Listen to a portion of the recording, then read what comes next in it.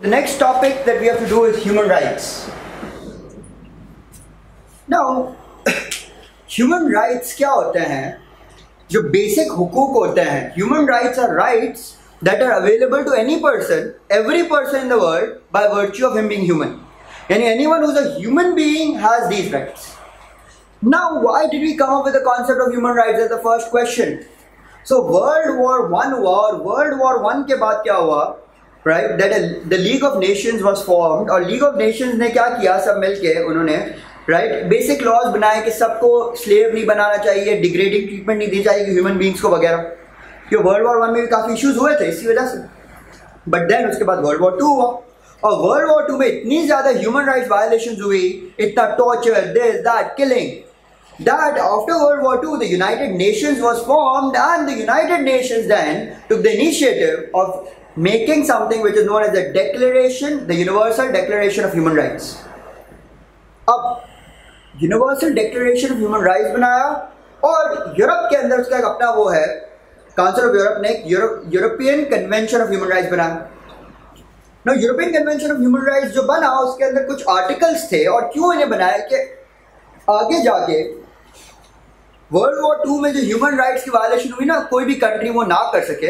और हर कंट्री को right in Europe they told them that you need to sign this. It was an international treaty. So 1950 में UK ने भी universal ये जो European convention of human rights है ECHR उसको साइन किया. और इंटरनेशनल ट्रीटी थी, जैसे पाकिस्तान इंडिया के बीच में इंडस वाटर ट्रीटी है, इसी तरह this is an international treaty.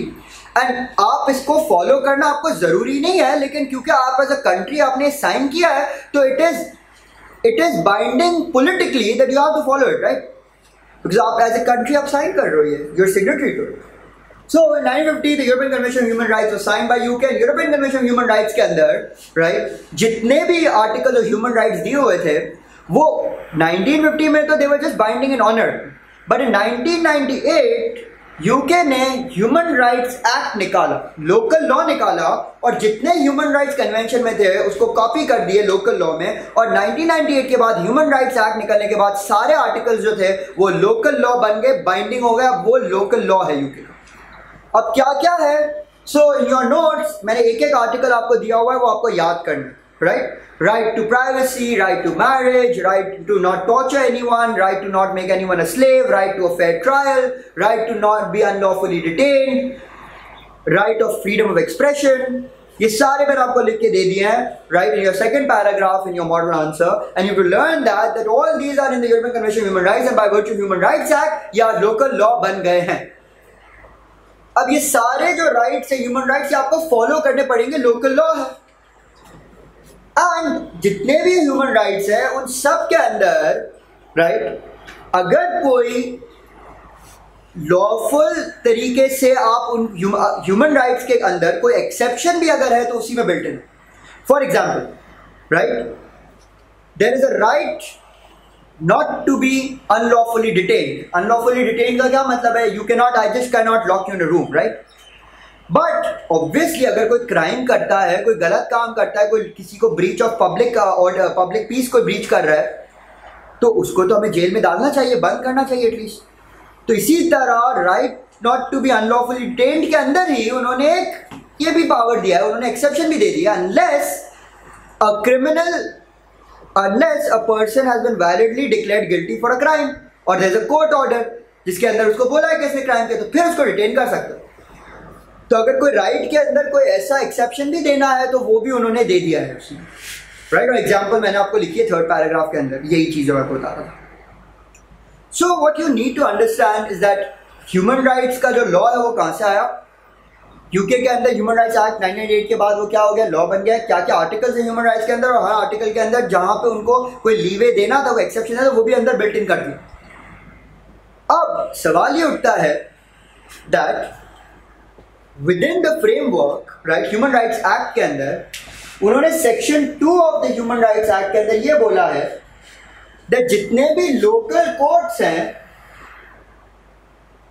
They have to consider, take into account, जब भी वो कोई ह्यूमन राइट्स का केस मैनेज कर रहे हैं तो जितने भी लोकल कोर्ट है by virtue section 2 of the human rights act they have to take into account the decisions of the European court of human rights.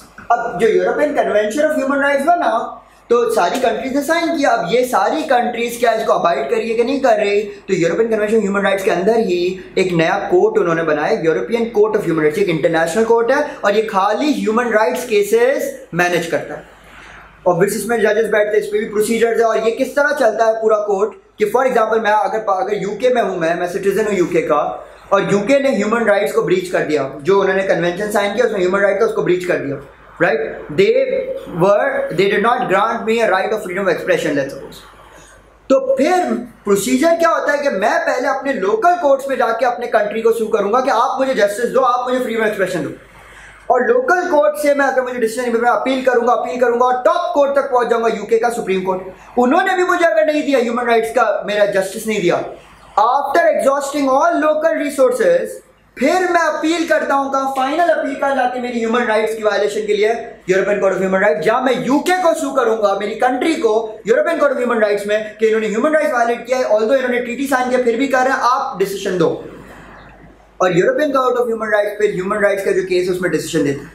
अब यहां पे सेक्शन 2 में ये बोला, HRA के अंदर लिखा है कि जितने भी लोकल कोर्ट्स हैं, इनको जो European court of human rights है उनका जितने भी डिसीजन प्रेसिडेंट, जुडिशियल प्रेसिडेंट है, वो उनको कंसिडर, टेक इनटू अकाउंट करने पड़ेंगे।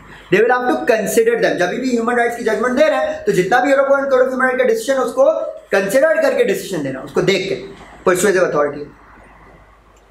Then secondly section 3 of the human rights act ये कहता है कि जितना भी लोकल लॉ है, जो पार्लियामेंट ने कोई भी लोकल लॉ बनाया हो, वो सारा लोकल लॉ जजेस की जिम्मेदारी डाल दी that they have to interpret that local law in such a way कि human rights की infringement ना हो, meaning they cannot give any interpretation, they have to try to not give any interpretation of any local law which is against human rights. So they have an interpretive obligation, right, कि जितना भी local law judges को interpret करना है, they have to interpret it in a way that human rights की violation ना हो। और अगर कोई law की ऐसी interpretation हो ही नहीं सकती, for example अगर parliament का पुराना law निकला हुआ है that women do not have a right of education, right, अगर पहले का law निकला और अगर कोई केस हो गया इसके ऊपर, तो मेरे पास एक लॉ है जिसमें लिखा है women do not have a right of education, this is clearly discriminatory, should not be there, and human rights की violation हो रही है। You cannot discriminate on the basis of sex, gender. So judges, if they cannot interpret, because अंग्रेजी बड़ी clear है law की that women do not have a right of education, this clearly isn't, इसकी कोई interpretation बनती नहीं है। So by virtue of section 3, judges have to try to interpret it। अगर नहीं कर सकते तो section 4 और section 10 के अंदर ये लिखा है कि जजेस को फिर क्या करना पड़ेगा, इस लॉ के ऊपर एक डिक्लेरेशन ऑफ इनकम्पैटिबिलिटी इशू करना पड़ेगा, DOI। यानी जजेस को एक थप्पा लगाना पड़ेगा इस लॉ के ऊपर। लॉ गिरा नहीं सकते जजेस, इनका ये पावर नहीं है। लॉ को ये नहीं कह सकते वॉइड है, ये लॉ अप्लाई नहीं कर सकते, ये नहीं कर सकते, उनको अप्लाई करना पड़ेगा, बट एक DOI इशू करना पड़ेगा, a declaration, a stamp on the law that it is against human rights. जब DOI इशू होता है मतलब पार्लियामेंट को एक सिग्नल मिल जाता है कि हमारा एक लॉ है जो ह्यूमन राइट्स के अगेंस्ट है, और अगर ह्यूमन राइट्स के अगेंस्ट है तो obviously we should change it. अब पार्लियामेंट को लीगली चेंज करने की जरूरत नहीं, उनके पास कोई ऐसा नहीं कि जरूरी है जबरदस्ती चेंज करें, बट पॉलिटिकली इतना प्रेशर होगा उनके ऊपर कि ह्यूमन राइट्स के खिलाफ आपने लॉ बना दिया। So by virtue of the political pressure, right, by virtue of the political pressure they will generally change it. And the examples where they have changed it is mental health review tribunal case and R versus A। R versus A में क्या हुआ था कि terrorism के लिए act निकाला था एक, और उस एक्ट के अंदर एक लिखा था पार्लियामेंट ने कि अगर कोई आपको लगे कि किसी बंदा जो आ रहा है यूके के अंदर, देयर इज अ सस्पिशन कि वो टेररिस्ट है, सस्पिशन, तो उसको आप डिटेन कर सकते हो without trial for so long as you want. कि मुझे अगर लगता है आप टेररिस्ट हो तो लॉ के अंदर ये पावर था कि मैं आपको जेल में बंद कर सकता हूँ without a trial for so long as I want. जितने टाइम तक रखना है रखो, ट्रायल भी ना करो, कोर्ट भी ना ले जाओ। Clearly this is against human rights. You have a right to fair trial and a right not to be unlawfully detained. So end of the day, right, they issued a DOI on this and the government had to change the law. So human rights का जो question आएगा आपको पूछेंगे कि human rights क्या है, किस तरह डेवलप होता है। आप पहले स्टार्टिंग पॉइंट क्या लोगे कि वर्ल्ड वॉर 1 हुआ, लीग ऑफ नेशंस बना, ह्यूमन राइट्स के लिए उन्होंने स्टार्ट किया पूरा कॉन्सेप्ट। फिर वर्ल्ड वॉर 2 आया, बहुत सारे अट्रॉसिटीज देखी हमने ह्यूमन राइट्स के अगेंस्ट, तो फिर यूनाइटेड नेशंस बना एंड ह्यूमन राइट्स पे काम शुरू हुआ।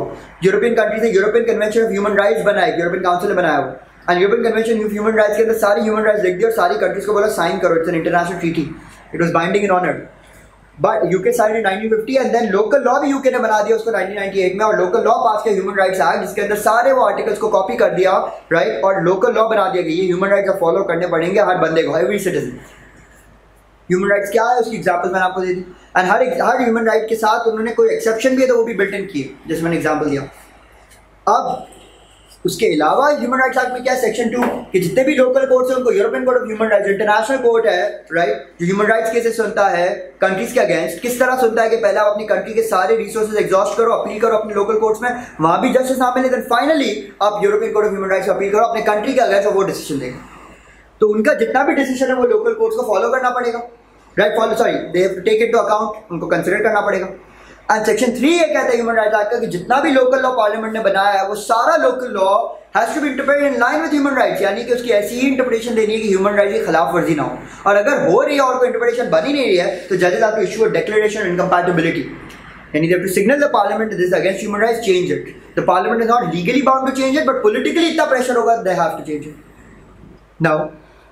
Now this concept is all of human rights and this is all you have to learn. Model answer में सारी चीजें दी हुई है, explanation थी एक, so you understand it. Don't have to read the book or anything, and we'll do the past papers after you are done with this, right? Thank you very much.